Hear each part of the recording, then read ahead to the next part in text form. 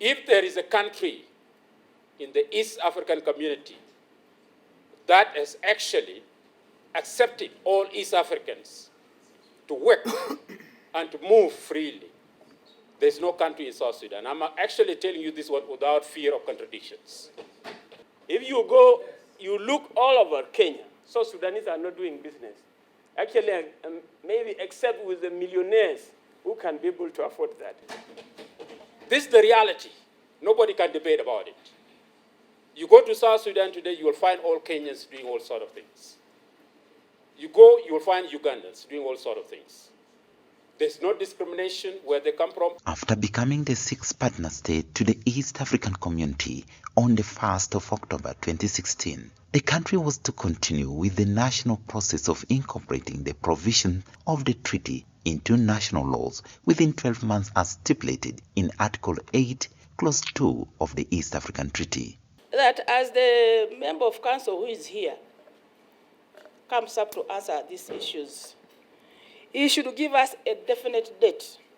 A date, maybe 2 months from now, because they have to consult, as to when they will brief the Assembly and members on the state of domestication of the treaty. However, even partner states where the treaty has been domesticated into national laws, you still have East Africans, for example, living in East African countries as aliens and holding alien cards.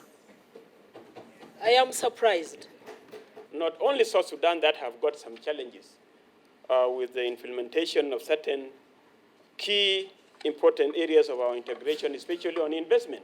They need to be assessing, for the council to assess the standard minimum of people to start to do business in East African community. With the growing need for possible federation as DRC and Somalia comes on board, the East African legislators say activities of the community in the territories of South Sudan are still illegal and unsupported by the national laws, thus a call for a way forward.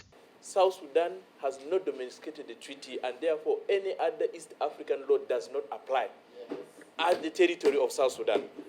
So with that, the best to do is for us to make sure that the treaty is domesticated by having it passed by the Council as well as the Transitional National Legislative Assembly, for us to have the legal basis under which we can say don't register.